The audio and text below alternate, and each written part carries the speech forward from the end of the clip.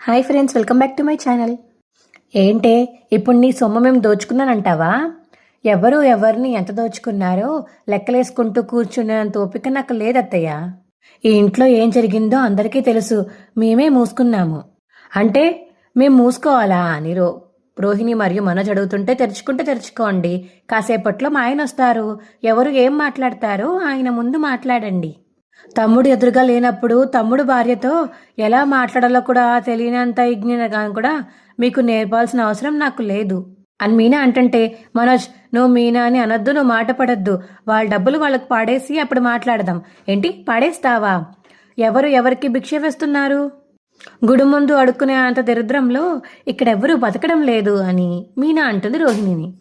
నేను మా ఆయన ఎవరు సొమ్ముకు ఆశపడకుండా, ఎంతకు పోయి మింగకుండా, అడుక్కు తినకుండా, మా పుట్టింటి నుంచి ఆశించకుండా కష్టపడి సంపాదించుకుంటున్నాము.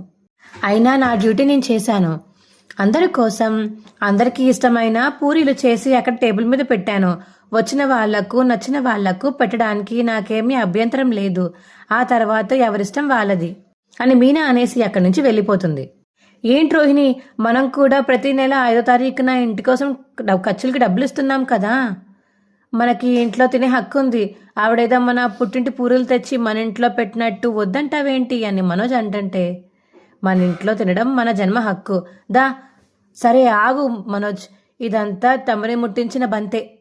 అత్తయ్య రండత్తయ్య టిఫిన్ చేద్దాము అని రోహిణి పిలుస్తుంది. అదేం మాట్లాడిపోయిందో విన్నావు కదా, అంతా వీడి వల్లే. దెబ్బకి తిన నోరు మూయించాలంటే ముందు మనం సరిగ్గా ఉండాలి కదా. అదే ప్రశ్నలకు మన దగ్గర జవాబులు ఉన్నాయా? ఏదైనా గొడవ చేస్తే మీ మావయ్య ఏకంగా బయటకే గెంటేస్తానన్నారు. అందుకే సగం చచ్చి నోరు మూసుకుని కూర్చున్నాను. అవసరమా నాకు ఈ కర్మ? ఈ వెధవని కన్నందుకు తలవంపులు తప్పవు నాకు అని ప్రభావ తిట్టుకుంటుంటే, మీకు తలవంపులు రాకుండా నేను చేస్తాను.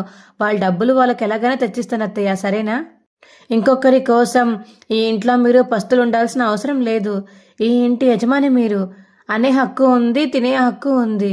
రండి అత్తయ్య అని రోహిణి అంటుంటే, రా అమ్మ తిందామని చెప్పేసి ఇక మనోజ్ పిలుస్తాడు. రండి అత్తయ్య. సరే మీరు పదండి, నేను వస్తాను అని ప్రభావతి అనడంతో ఇక మనోజ్ రోహిణి అక్కడికి వెళ్ళి కూర్చొని తినడం స్టార్ట్ చేస్తారు. ఇక మనోజ్, ప్రభావతి, రోహిణి ముగ్గురు తింటూ ఉంటారు. అప్పుడే సత్యం కిందకి వచ్చి పేపర్ తీసుకుంటాడు. మావయ్య టిఫిన్ చెదురుగాని రండి అని పిలుస్తుంటే మీనా, ఏ గ్రహాల మధ్య కూర్చొని తినాలమ్మా? ఇవి ఎప్పటికీ వదిలే గ్రహాలు కాదు. కానీ మీనా నువ్వు రా నాన్న, నేను తినను అండం లేదురా. తప్పుల మీద తప్పులు చేసే వాళ్ళే దర్జాగా కూర్చొని తింటున్నారు, మనకేం కర్మనన్నారా అని బాలు అంటాడు ఇక సత్యంతోటి. మీరంతా తినండిరా, నేను తర్వాత తింటాను, తినకపోతే నేను వదిలిపెట్టను మరి అని బాలు అంటుంటే, అలాగే అంటాడు సత్యం. అంకుల్కి ఆంటీ పక్కన కూర్చొని తినడం ఇష్టం లేదు, తర్వాత తింటానంటున్నారు కదా బాలు, నువ్వు పదరవి అని చెప్పేసి ఇక శృతి అంటుంది. ఏంటి నాన్న ఇది, రండి అని చెప్పేసి బాలు పిలుస్తుంటే, నేను వస్తాను వెళ్ళరా అని సత్యం అండంతో ఇక బాలు కూడా తినడానికి వెళ్తాడు. ఏంట్రా ఉంచావా మింగి చచ్చావా అని బాలు అంటుంటే, అందరికీ కావాల్సిన ఉన్నాయి, మీరు తినండి అని మీనా అంటుంది. థ్యాంక్ గాడ్, మేము హోటల్కి వెళ్ళి తినాల్సి వస్తుందేమో అనుకున్నాను అని శృతి అంటుంది మీనాతోటి. ఎందుకు, నీకు రోహిణికి ఎక్కువైనట్టే డబ్బులు ఎక్కువయ్యాయా అని చెప్పేసి మీనా అడుగుతుంది. చచ్చే కాదు మీనా, నువ్వు కిచెన్లోకి వెళ్ళలేవో, ఏమీ చేయవేమో, కోపంగా ఉన్నావు కదా అనుకున్నాను. అదేం లేదు శృతి, ఎందుకలా అనుకుంటున్నావు? ఈవిడేమో నన్ను నగలెమ్మేసుకున్నారు, అత్తయ్య ఏమో గాజుల్ని మొహాన విసురు కొట్టింది. ఇద్దరు చేసిన పనికి నువ్వు అప్సెట్ అయ్యి అలా ఉంటావేమో అనుకున్నాను. అదే వీళ్ళు నాతో కానీ బిహేవ్ చేసుంటే స్టోరీ వేరే లెవెల్లో ఉండేది అని చెప్పేసి శృతి అంటుంది. మీనాకి నీ అంత తెలియదట లేవు కాబట్టే వీళ్ళాటలా సాగుతున్నాయి డబ్బుడమ్మా అని బాలు అంటాడు. నిజమే వదిన, నీకున్నంత ఓర్పు ఇంట్లో ఎవరికీ లేదు. ఇలాంటి వాళ్ళని నువ్వు కాబట్టి క్షమించావు. ఇప్పుడు ఎందుకు ఎవరిష్టం వచ్చినట్టు వాళ్ళు మాట్లాడుతున్నారు? ఈ ఇంట్లో ఒక్కడు నగ దొంగతనం చేసినా వాళ్ళ పక్కనే కూర్చొని తింటుంది కదా అమ్మావతి, ఆవిడ్ని అడుగు. అందరూ ఊరికే అంటున్నారు, ఊరుకోలేక అంటున్నారు, తెలుస్తుంది అని బాలు, రవి అందరూ అంటారు ఇంట్లో వాళ్ళు మనోజ్ని. నేను మీ డబ్బులు మీకు ఇస్తానని చెప్పాను కదా, ఎందుకు అనవసరంగా మాట్లాడుతున్నారు అని రోహిణి అంటుంది. ఇస్తానన్నావా? ఇందాక పాడేస్తానన్నావు అని మీనా అంటుంది. చివరికి మీ అన్నయ్య అయితే ఆయన దగ్గర నుంచి నేను డబ్బులు గుంజకుండా వదలను అన్నారు. ఏంటదినా పడేస్తావా? అన్నయ్య నీకు అంత సీను ఉంటే తెచ్చివ్వ అన్నయ్య, ఇద్దరికిద్దరు బాగానే మాట్లాడుతున్నారు అని రవి అంటాడు. నేను ఎలాగైనా డబ్బులు తెచ్చిస్తాను రవి, ఇంకా ఈ విషయంలో మనోజ్ని ఏమి అనకండి. నువ్వు తెచ్చేసినప్పుడు ఆపుతాంలే పార్లర్ అమ్మా అని బాలు అంటాడు. అన్నట్టు నీకో సలహా, నువ్వు నిద్రపోయేటప్పుడు నీ నగలు తీసి వీడి కనబడేలా పెట్టకు. తండ్రి డబ్బే మింగినోడు, తమ్ముడు భార్య నగలు మింగినోడు, పెళ్ళం నగలను మాత్రం ముదులుతాడా అని బాలు రోహిణితో అంటాడు. ఏంటి అలా చూస్తున్న ఉగ్రరూపావతి, నీకలా చూసే హక్కు లేదు. ఎదవని వెనకేసుకొచ్చి విధానమూ లేదు, చూసించాలే మింగు అని బాలు అంటాడు ప్రభావతిని. ఎక్కడికి నాన్న వెళ్ళిపోతున్నావు అని బాలు పిలుస్తుంటే సత్యంని. మనుషులుండే చోటుకురా. అయితే మేము మనుషులం కాదా? నీ గురించి నడడానికి అనడానికి మనిషినా, మీ అమ్మనా? సరే నాన్న, కార్లో డ్రాప్ చేస్తానుండు అని బాలు అంటుంటే, అవసరం లేదురా, నేను కాసేపు రంగారావుతో మాట్లాడి వస్తాను అని. నీకు కూడా టైం అవుతుంది కదా, బయలుదేరు అని వెళ్ళిపోతాడు సత్యం. అమ్మ మీనా, బయటికి వెళ్ళి వస్తానమ్మా అని మీనాకు చెప్పేసి వెళ్తే, సరేనా మామయ్య అని చెప్పేసి ఇక మీనా అంటుంది. నాన్నెప్పుడు బయటికి వెళ్ళినా నీతో చెప్పే వెళ్తాడు కదమ్మా అని రవి అంటుంటే, ఇద్దరి మాట్లాడుకోవడం లేదు కదా అని శృతి అంటుంటే, ఆయనే నాతో మాట్లాడడం లేదు అని ప్రభావతి అంటుంది.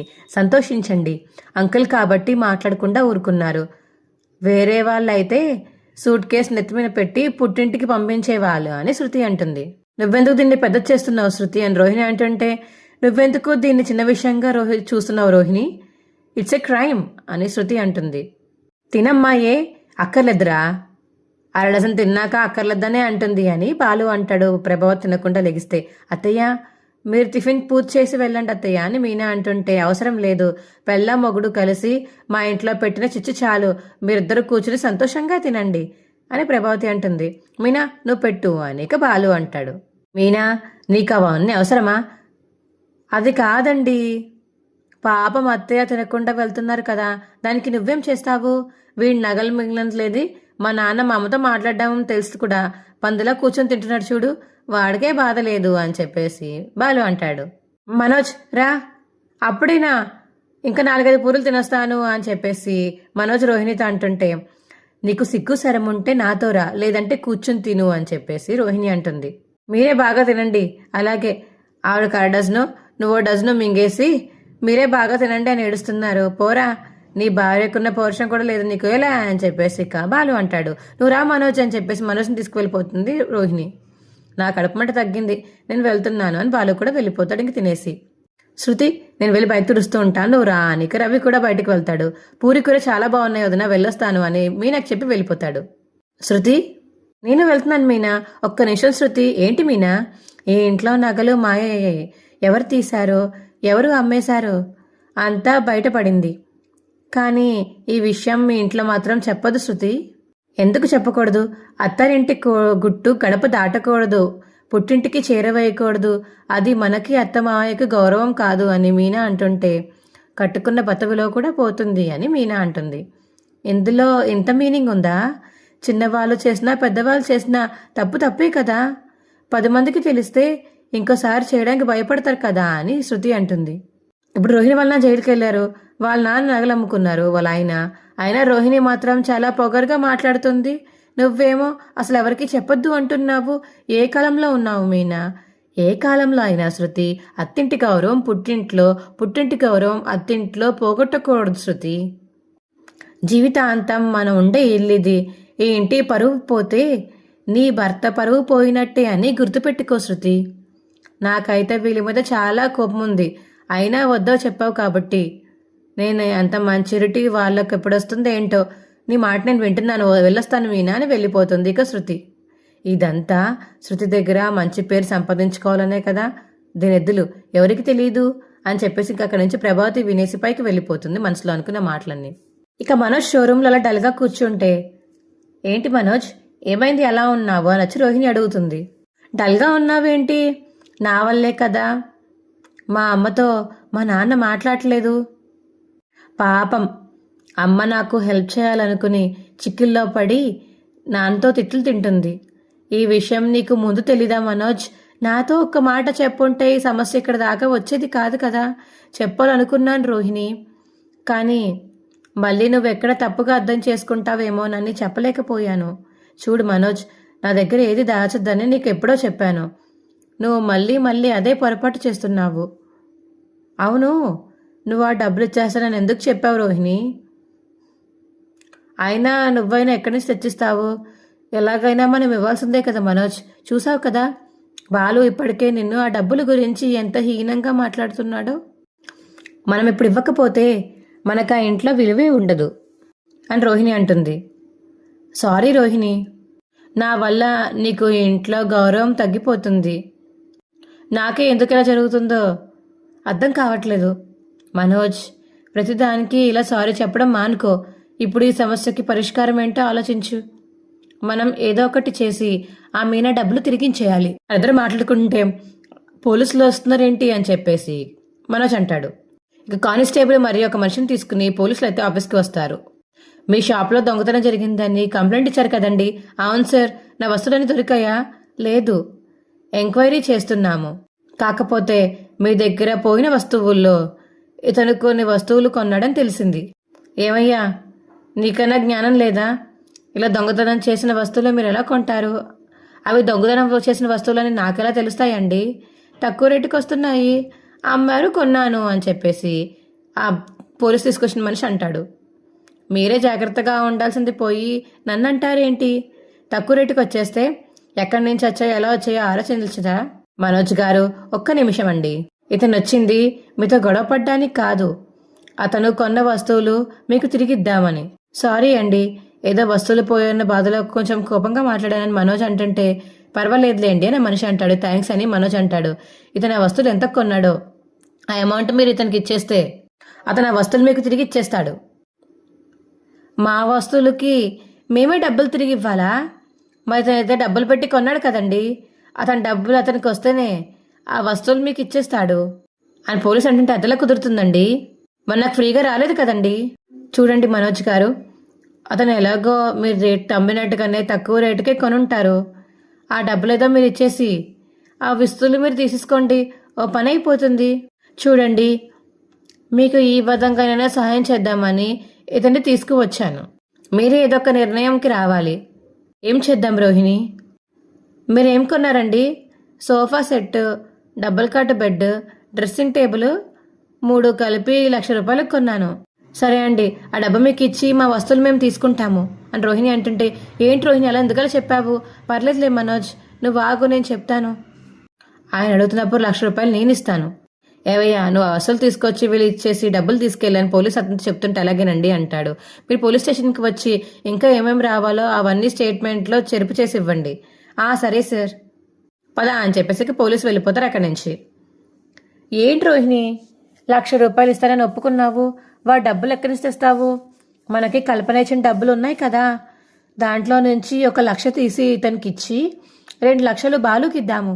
ఆ డబ్బులు మనం బిజినెస్ సేఫ్టీ కోసం దాచుకున్నాం కదా, రేపు ఏదైనా బిజినెస్ సమస్య వస్తే ఏం చేస్తావు?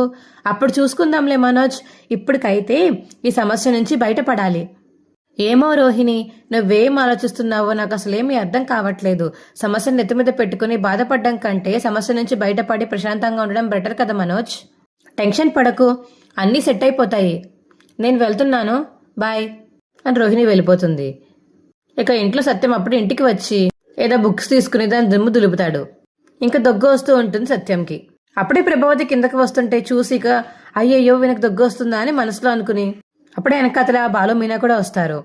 బాలు వెళ్తుంటే మీనా అయితే బాలు నాపేస్తుంది. ఇక ప్రభావతి కిందకి వెళ్ళి గ్లాసులో వాటర్ అయితే తీసుకొచ్చి సత్యంకి ఇస్తుంది. సత్యం అయితే ఇక వాటర్ తీసుకోకుండా ఆ పక్కనే ఉంటాడు, దగ్గుతూనే ఉంటాడు. ఏమండి మంచినీళ్ళు తీసుకోండి అని ప్రభావతి అంటుంటే సత్యం మాత్రం తీసుకోకుండా ఇంకా దగ్గుతూనే ఉంటాడు. ఇక బాలు కిందకి వెళ్ళి, అయింది నాన్న, సడన్గా ఈ తుమ్ములు దగ్గులు ఏంటి అని బాలు అప్పుడే వచ్చి అంటాడు. దుమ్ము దులిపితే దగ్గొచ్చిందిరా, మీరెందుకు తులిపారు మావయ్య? మీకు అసలే దుమ్ము దులి పడదు కదా అని మీనా అంటుంది. మీ మావయ్యకి మీ అత్త అంటే పడదు అని ప్రభావతి అంటుంటే ఇక మీనా అయితే కిచెన్లోకి వెళ్ళి వాటర్ తీసుకొస్తుంది. ఇంకా వాటర్ తాగుతాడు సత్యం. ఇక ప్రభావతి వచ్చిన గ్లాసులో వాటర్ తాగలేదని చెప్పేసి సత్యం, ప్రభావతి అయితే ఫుల్గా వాటర్ తాగేసి గ్లాస్ అక్కడ విసిరేసి వెళ్ళిపోతుంది పైకి. మావయ్య, పాలల్లో మిరియాలు సొంటి వేసి మరిగించే గ్లాస్ ఇవ్వనా? గొంతులో సమస్య ఉంటే పోతుంది అని మీనా అంటుంటే, ఏమొద్దమ్మా, హాస్పిటల్కి వెళ్దామా నాన్న? దీనికి హాస్పిటల్కి ఎందుకురా, భలే వాడివే. మరి అసలు దుమ్ము జోలికి ఎందుకు వెళ్ళావు నాన్న? నేను ఇంట్లో దేని జోలికి వెళ్ళను, అదే వచ్చి నా మీద పడింది అని సత్యం అంటాడు. ఇక మీనా అలా డల్గా కూర్చుని ఆలోచిస్తూ ఉంటుంది రూమ్లో. ఏంటి మీనా? అదే అంటే ఏంటి మీనా? ఇందాకడిదే ఏంటి అమ్మ కాదా తుమ్మ మరేంటి మావయ్య మా అమ్మ అత్తయ్య ఎక్కడున్నారు అని మీనా అడుగుతుంటే పైకెళ్ళి కూర్చున్నారు అని చెప్పేసి బాలు అంటాడు. మరి మావయ్య గారు ఎక్కడున్నారు అని మీనా అడుగుతుంటే బయటికెళ్ళి కూర్చున్నారు. మావయ్య తూర్పు అత్తయ్య పడమర. మనం ఏం చేస్తాం మీనా, వాళ్ళిద్దరినీ కలపాలండి, తూర్పు పడమరని కలపడం కష్టం అని బాలు అంటుంటే మీరే కదా ఉప్పులో నింపివేసింది, నేను కాదు, ఆ నగలు మింగినోడే కారణం. కొత్త పేరా అండి, వాడు చేసిన కొత్త నేరం. మావయ్య గారు చాలా కోపంగా ఉన్నారు. మొదటిసారి మా అమ్మ మీద అంత కోపం వచ్చింది, అది కూడా మీ వల్లే అని మీనా అంటుంటే మధ్యలో నేనేం చేశాను, మరి పంచాయతీ చేశారు కదా అని మీనా అంటుంటే నగలు 4 లక్షలు కదా, అది కూడా నిజమేలేండి.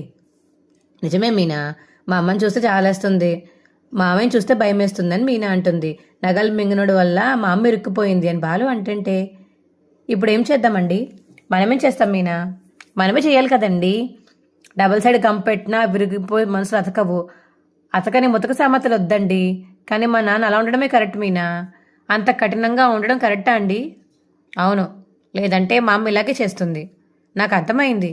ఏమర్థమైందండి? మీ పంతం పట్టుదల కోపం మావయ్య నుంచే వచ్చాయని. ఎంతైనా నేను ఆయన కొడుకుని కదా, కానీ ఆ 2 పోలికలు మాత్రం లేవు అని మీనా అంటుంటే ఏంటవి, వదిలేయండి మళ్ళీ ఉడుక్కుంటారు. ఏం పర్లేదు చెప్పు మీనా, నేను చెప్పను. చెప్పవా అని కితకితలు పెడతాడు మీనాకి. ఇక బాలు చెప్తా అండి.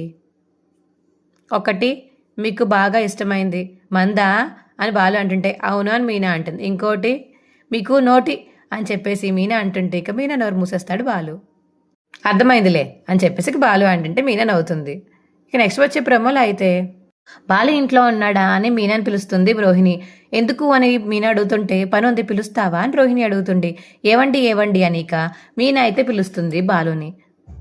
ఏంటి మీనా, రోహిణి పిలవమందండి అని చెప్పేసి ఇక బాలు మీనా మాడుకుంటే రోహిణి అయితే పర్సులోంచి 2 లక్షలు తీసి మావయ్య బాలు అస్తమానం అవమానిస్తున్నాడు కదా, అందుకే డబ్బులు తీసుకువచ్చాను అని రోహిణి అంటుంది. ఎంత డబ్బు నువ్వెక్కడి నుంచి తెచ్చావమ్మా అని ప్రభావతి అంటుంటే ఇది మా నాన్నకి పంపించాడు అత్తయ్య. ఏంటి గొడవలన్నీ మీ నాన్నతో చెప్పేశావే ఏంటి, మీ నాన్న జైల్లో ఉన్నారు కదమ్మా అని సత్యం అడుగుతాడు. ఇక జైల్లో కూడా బ్యాంక్ ఉంటుందేమో నాన్న అని ఇక బాలు అంటాడు. మా వీడియో మీకు ఎలా అనిపించిందో కింద కామెంట్ సెక్షన్లో తెలియచేయండి. మా వీడియో కనుక నచ్చితే మా వీడియోని లైక్ చేసి తప్పకుండా మా ఛానల్ సబ్స్క్రైబ్ చేసుకోండి. పక్కనే ఉన్న గంట సింబల్ మీద క్లిక్ చేయండి, అప్పుడే మేము చేసే వీడియోలు మీకు వస్తాయి. Bye friends.